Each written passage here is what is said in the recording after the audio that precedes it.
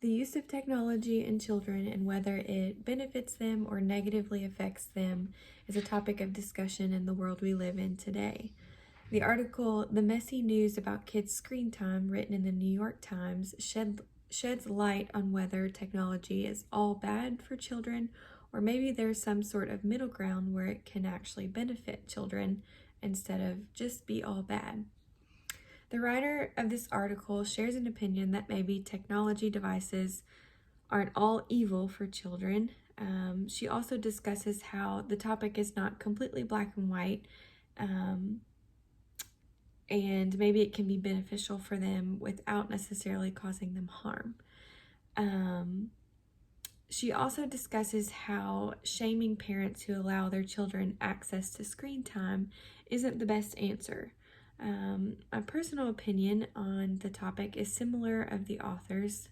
This is something that I've discussed with family, friends who have children, coworkers, and I've found that many parents who allow their children a tablet or access to screen time often feel some sort of shame or guilt, or this pressure that they can only have 1 hour a day, or it can only be this specific thing. And I think that the topic gets more negative light as to positive light.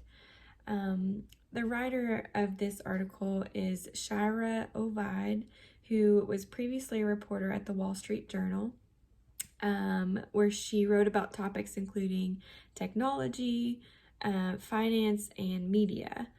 She writes the On Tech newsletter, which is a guide to how technology is shaping our lives and our world.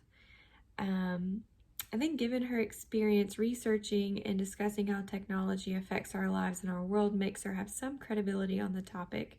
However, I'm not sure, as in the article does not discuss her personal experience with children or childhood development and how technology affects that.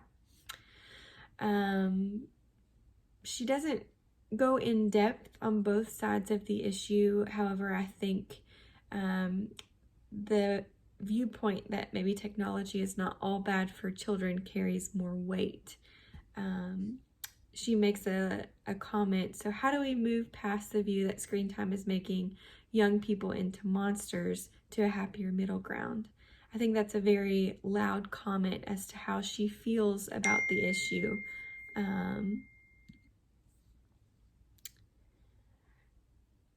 So the writer also spends a lot of time throughout the article discussing her conversation with Dr. Colleen Russo Johnson, who is a childhood development expert and mother herself.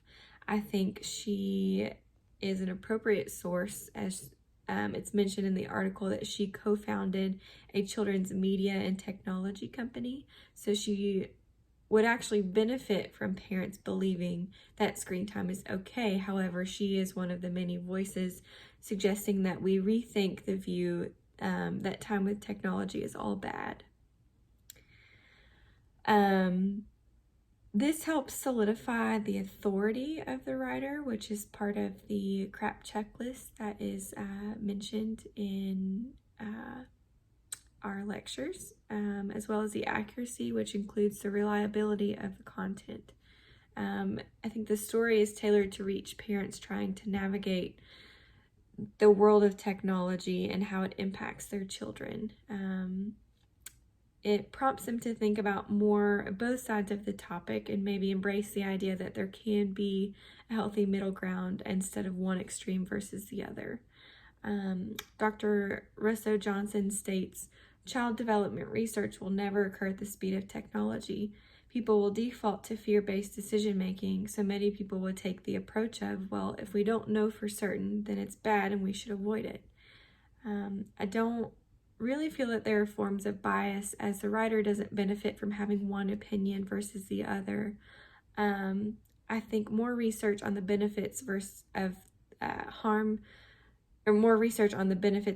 of technology in children could be included in this article to make more sound viewpoints and help people make a more informative opinion on the topic.